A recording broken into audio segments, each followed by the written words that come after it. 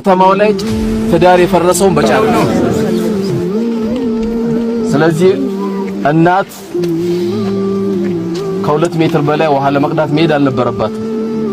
ይሄ ውሃ እንዲቆይ ያደረጋችሁት እናንተ ናችሁ። ጫት የሚባል ነገር ብታቆሙ ኖሮ ብዙ ውሃ ወላሂ ትቆፍራላችሁ። መንግስት ለብቻው ምንም አያረግም።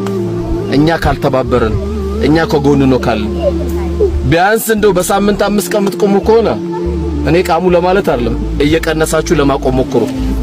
ጥርሳችን አለቀ፣ አእምሮአችን ደከመ፣ ሰውነታችን ደቀቀ፣ ሰነፍ አደረገን፣ ወደ እርሻም አያወጣንም። ያለ እድሜያችን ከዘራ ነው የሚያስይዘን።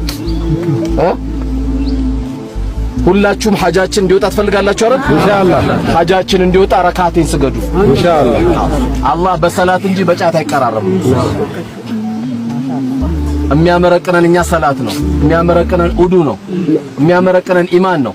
ለዚች ሀገርም የሚጠቅም የሚቀምሰው አይጠቅምም። ብዙ ከተማው ላይ ትዳር የፈረሰውን በጫት ነው። ስለዚህ አሁን እናንተ ያው በወንድሜ በኩል ኃላፊያችሁ ነው።